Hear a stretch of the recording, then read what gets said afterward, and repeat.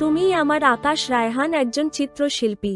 তার তুলির প্রতিটি আঁচড়ে ফুটে ওঠে জীবনের গল্প, কিন্তু তার জীবনটা ছিল একঘেয়ে, একটা ক্যানভাসের মতো ফাঁকা।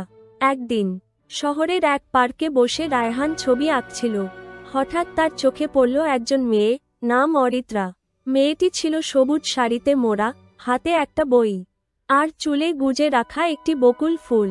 মেয়েটি যেন প্রকৃতির মাঝে এক টুকরো কবিতা। রায়হান চুপচাপ বসে মেয়েটিকে দেখছিল। কিছুক্ষণ পর সাহস সঞ্চয় করে সে মেয়েটির কাছে গিয়ে বলল, আপনাকে দেখে মনে হলো আমি আপনাকে আঁকতে চাই। অরিত্রা একটু হেসে বলল, আমার ছবি আঁকবেন? কিন্তু কেন? রায়হান মাথা নিচু করে বলল, আপনাকে দেখলে মনে হয় পৃথিবীর সব রং যেন আপনার চারপাশে লুকিয়ে আছে। আমি সেই রঙগুলো খুঁজে পেতে চাই। এরপর থেকে তাদের মাঝে একটা বন্ধুত্ব গড়ে উঠল। রায়হান প্রতিদিন নতুন নতুন ছবি আঁকত, আর অরিত্রা তার পাশে বসে বই পড়ত। অল্প সময়ের মধ্যেই তাদের বন্ধুত্ব ভালোবাসায় পরিণত হল। একদিন রায়হান তার স্টুডিওতে অরিত্রাকে নিয়ে গেল। সেখানে একটি বিশাল ক্যানভাসে অরিত্রার একটি ছবি আঁকা ছিল। ছবির নিচে লেখা ছিল, তুমিই আমার আকাশ। অরিত্রা কিছুক্ষণ চুপচাপ ছবিটার দিকে তাকিয়ে রইল। তারপর চোখের কোণে জল নিয়ে বলল, রায়হান, তুমিই আমার স্বপ্ন। আমি তোমার এই আকাশে চিরকাল থাকতে চাই। সেদিন থেকে তারা একসঙ্গে জীবন সাজাতে শুরু করল। রায়হানের তুলির রং আর অরিত্রার ভালোবাসা মিলে তাদের জীবনের ক্যানভাস হয়ে উঠল এক অপূর্ব শিল্পকর্ম। তিশা ও সুমনের প্রেমের গল্পটা যেন এক মধুর রূপকথা। শহরের এক ছোট্ট এলাকায় তিশা ও সুমনের প্রথম দেখা হয়। তিশা ছিল শান্ত, নিরীহ এবং বই পড়ায় মগ্ন একটি মেয়ে। অন্যদিকে সুমন ছিল উদ্যমী, প্রাণবন্ত এবং বন্ধুবৎসল একজন মানুষ।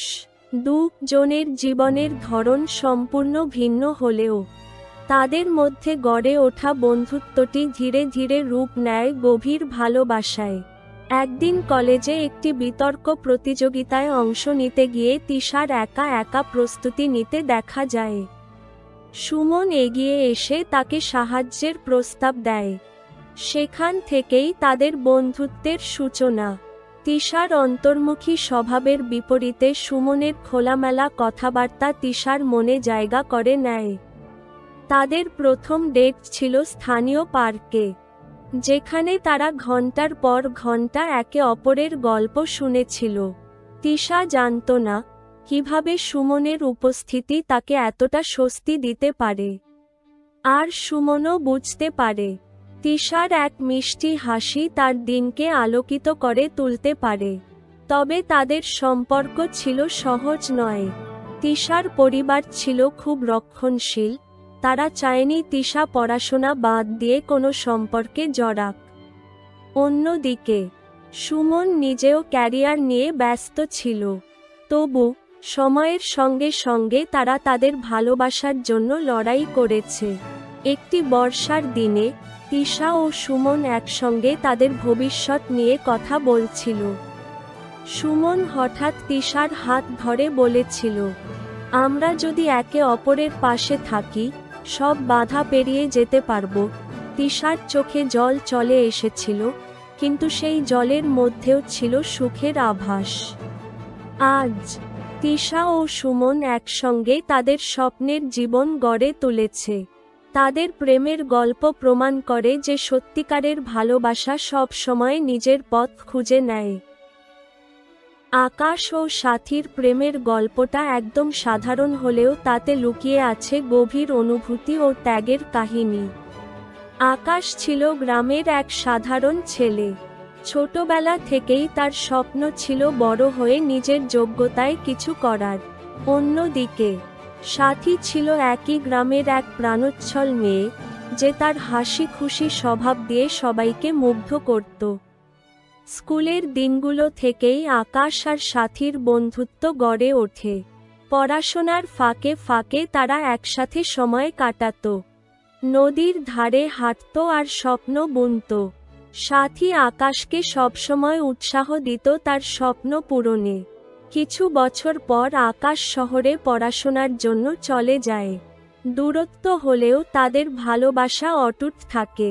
চিঠি আর ফোনের মাধ্যমে তারা যোগাযোগ রাখত। সাথী সবসময় আকাশকে বলতো, তোমার স্বপ্ন পূরণ করো, আমি অপেক্ষা করব। শহরে পড়াশোনা শেষ করে আকাশ একটা ভালো চাকরি পায়। সে ফিরে আসে গ্রামে, কিন্তু তখন বুঝতে পারে সাথীর পরিবার তাকে অন্য কোথাও বিয়ে দিতে চায়। আকাশ সিদ্ধান্ত নেয় সেই সাথীর পরিবারের কাছে যাবে এবং তাদের ভালোবাসার কথা জানাবে। অনেক বাধা বিপত্তি পেরিয়ে অবশেষে সাথীর পরিবার তাদের মেনে নেয়। আকাশ ও সাথী একসাথে নতুন জীবন শুরু করে। তাদের গল্পটা হয়ে ওঠে ভালোবাসা, ত্যাগ এবং অটুট বন্ধনের এক উজ্জ্বল উদাহরণ। তোমার যদি গল্পের কোনো নির্দিষ্ট দিক নিয়ে জানতে বা আরেকটু বিস্তারিত জানতে ইচ্ছে হয়, জানিও। চোখে হাসির সাথে মুখে হাসি। নীলা ও বাপ্পির প্রেমের গল্প একেবারেই সেই সরল অথচ হৃদয় ছোঁয়া এক উপাখ্যান। নীলা ছিল একেবারে নীল আকাশের মতোই শান্ত এবং মিষ্টি স্বভাবের মেয়ে। সেই শহরের একটি বিশ্ববিদ্যালয়ে পদার্থবিজ্ঞানে পড়াশোনা করত। অন্যদিকে বাপ্পি ছিল এক প্রাণবন্ত এবং উদ্যমী যুবক, যে একই বিশ্ববিদ্যালয়ে স্থাপত্যবিদ্যায় পড়াশোনা করত। তাদের পরিচয় হয়েছিল ক্যাম্পাসের এক সাহিত্য অনুষ্ঠানে। নীলার কণ্ঠে রবীন্দ্রসঙ্গীত শুনে বাপ্পি মুগ্ধ হয়ে গিয়েছিল। অন্যদিকে বাপ্পির শিল্পিত কাব্যপাঠ নীলাকে আকর্ষণ করেছিল। সেই প্রথম পরিচয়ের পর থেকেই তাদের মধ্যে কথাবার্তা শুরু হয়। প্রথম দিকে তারা ছিল শুধু বন্ধু, কিন্তু সময়ের সঙ্গে তাদের বন্ধুত্ব এক গভীর রূপ নিতে শুরু করে। বাপ্পি প্রতিদিন নীলার জন্য ক্যাম্পাসের কাছের গাছতলায় দাঁড়িয়ে থাকত, আর নীলা আসার পর তার সঙ্গে হাঁটতে হাঁটতে গল্প করত। একদিন বর্ষার সন্ধ্যায় বৃষ্টি ঝরছিল টিপটিপ করে। ক্যাম্পাসের বটতলায় দাঁড়িয়ে তারা বৃষ্টির শব্দ শুনছিল। হঠাৎ বাপ্পি তার মনের কথা বলতে শুরু করে, নীলা, তুই জানিস, তুই আমার জীবনের সবচেয়ে সুন্দর অধ্যায়। তোর সঙ্গে থাকলে মনে হয় জীবনটা যেন একটা কবিতা। তুই কি আমার কবিতার প্রতিটা শব্দ হতে চাইবি? নীলা একটু লজ্জা পেয়ে তাকিয়েছিল, তারপর মৃদু হাসি দিয়ে বলেছিল, তুই কি জানিস, তুই আমার জীবনের নীল আকাশ। সেদিনের পর থেকে তাদের সম্পর্কের বাঁধন আরও দৃঢ় হয়।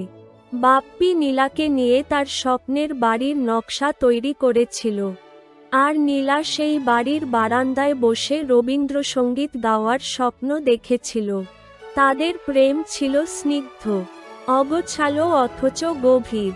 সময় গড়ালেও তাদের সেই প্রেমের গল্প আজও বন্ধুরা স্মরণ করে। নীলা ও বাপ্পি তাদের ভালোবাসায় বুঝিয়ে দিয়েছিল, প্রেম মানেই শুধু কথা নয়, একসঙ্গে জীবনের প্রতিটা মুহূর্ত উপভোগ করা।